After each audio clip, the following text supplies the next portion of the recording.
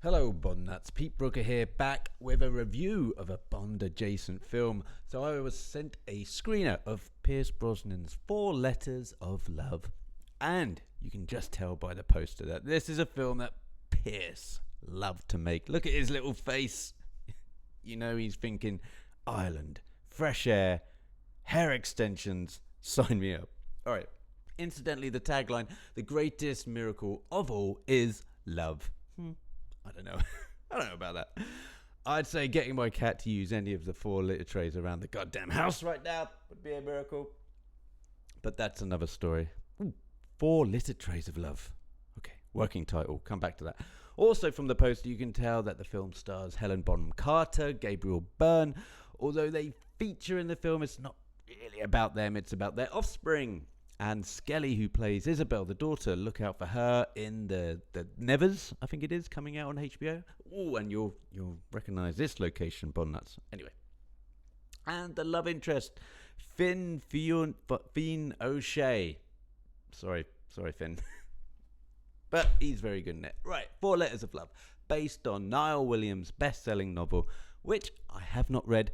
The bio from IMDb, Nicholas and Isabel were made for each other, but how will they ever know it? Do they not have Tinder on these little islands, eh?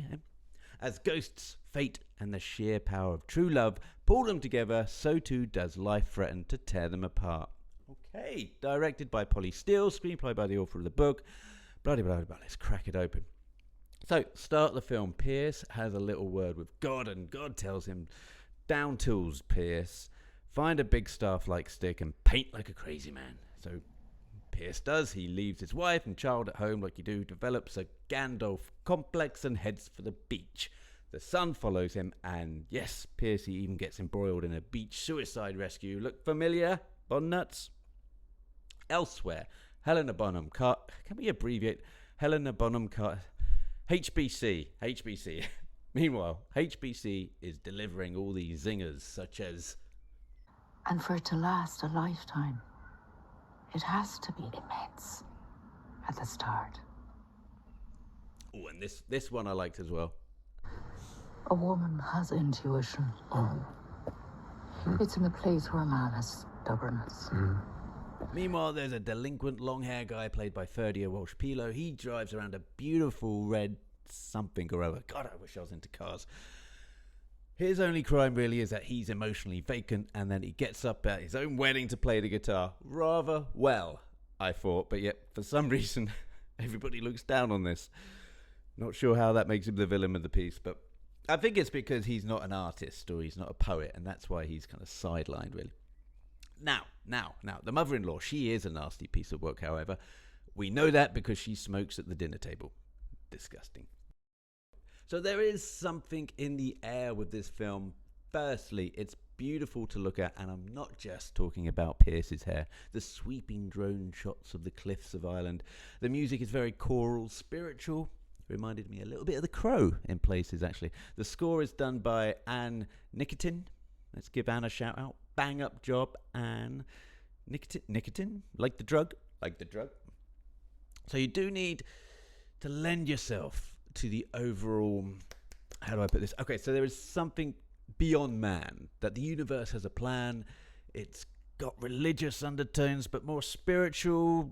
Nothing's an accident, things happen for a reason, all that sort of stuff. And ultimately, love is the drug, to quote Roxy Music. Love is all you need, to quote the Beatles. And let's not forget, what is love? To quote Hadaway. All right.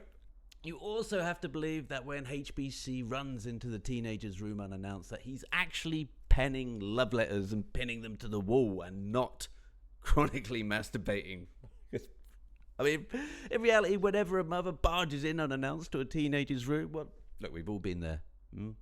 We could have all used a Gandalf-like Pierce as a doorstop back in the day.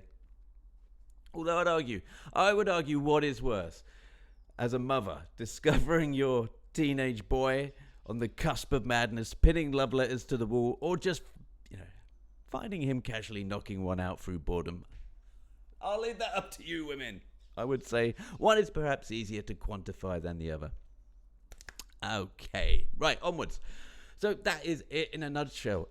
Oh, look, I did cry. All right, I did give myself over to the film. I lent myself to the emotion. This is a wholesome film. Pierce has wonderful hair. Did I mention that? Especially when it's windswept. And I wrote this down. In my little diary, which maybe sums this film up. Life can be a wonderful, meaningful adventure while simultaneously futile in equal amounts. Not bad. Everyone else was being a poet. I felt like giving it a go. And they allude to that in the film at a certain crossroads, but I can't go into that without spoilers. And perhaps I've said too much already. So, does 4 Letters of Love make it into my top 12 Pierce films of all time? You know what? I'm going to say yes. Yes. Sorry, Eurovision. In case you're wondering, do I have lists for the other Bond actors? Yes. Yes, I do. I'm a list man. Onwards.